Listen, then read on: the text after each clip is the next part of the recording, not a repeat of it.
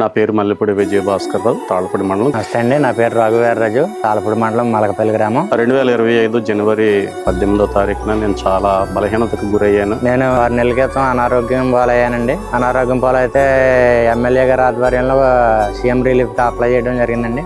హాస్పిటల్లో చాలా డబ్బులు ఖర్చు అయ్యాయి. అలాంటి సమయంలో మా స్థానిక ఎమ్మెల్యే గారి ద్వారా సీఎంఆర్ఎఫ్ ఫండ్ కి అప్లై చేసుకోవటం, వెంటనే అధికారులు స్పందించి నా వైద్య ఖర్చుల నిమిత్తము సుమారుగా 33,000 రూపాయలు సీఎం రిలీఫ్ ఫండ్ నుంచి నాకు ఇవ్వడం జరిగింది. సీఎం సహాయ నిధి కింద నాకు 3,52,000 మంజూరు చేయడం.